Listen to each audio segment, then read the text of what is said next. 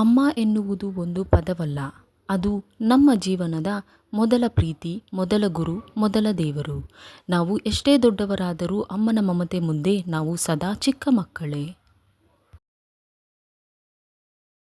ನಾವು ಸೋತಾಗ ಧೈರ್ಯ ಕೊಡುವವಳು ಅಮ್ಮ.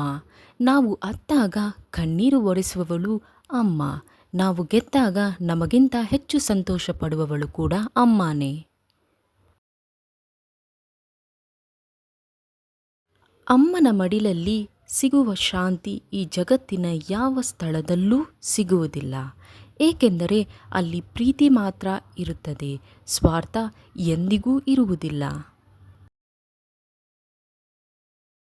ಅಮ್ಮ ತನ್ನ ಮಕ್ಕಳಿಗಾಗಿ ಎಷ್ಟು ಕಷ್ಟಪಟ್ಟಿದ್ದಾಳೆ ಎಂಬುದು ಮಕ್ಕಳಿಗೆ ದೊಡ್ಡವರಾದ ನಂತರ ಮಾತ್ರ ಅರ್ಥವಾಗುತ್ತದೆ.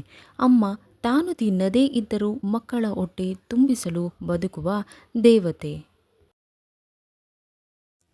ಅಮ್ಮ ತನ್ನ ಮಕ್ಕಳ ಸಂತೋಷಕ್ಕಾಗಿ ತನ್ನ ಕನಸುಗಳನ್ನೇ ತ್ಯಾಗ ಮಾಡುತ್ತಾಳೆ. ಅವಳ ನೋವನ್ನು ಮರೆಮಾಚಿ ನಮ್ಮ ಮುಖದಲ್ಲಿ ನಗು ಮೂಡಿಸಲು ಬದುಕುತ್ತಾಳೆ. ಅಮ್ಮ ಇರುವ ಮನೆ ಸ್ವರ್ಗದಂತಿರುತ್ತದೆ. ಅವಳ ಮಾತುಗಳಲ್ಲಿ ಪ್ರೀತಿ ಇರುತ್ತದೆ, ಅವಳ ಕೈಯಲ್ಲಿ ಆಶೀರ್ವಾದ ಇರುತ್ತದೆ, ಅವಳ ನೆರಳಿನಲ್ಲಿ ನಿಜವಾದ ಶಾಂತಿ ಸಿಗುತ್ತದೆ. ಮಕ್ಕಳಿಗಾಗಿ ಹಸಿವನ್ನು ಮರೆತು ಬದುಕುವವಳು ಅಮ್ಮ. ತನ್ನ ನೋವನ್ನು ಮರೆಮಾಚಿ ಮಕ್ಕಳ ಭವಿಷ್ಯಕ್ಕಾಗಿ ಹಗಲು ರಾತ್ರಿ ಶ್ರಮಿಸುವವಳು ಅಮ್ಮ. ಅಮ್ಮನ ಪ್ರೀತಿ ಸಮುದ್ರಕ್ಕಿಂತ ಆಳವಾದದ್ದು, ಆಕಾಶಕ್ಕಿಂತ ದೊಡ್ಡದು. ಅವಳ ಋಣವನ್ನು ಯಾವ ಜನ್ಮದಲ್ಲೂ ತೀರಿಸಲು ಸಾಧ್ಯವಿಲ್ಲ.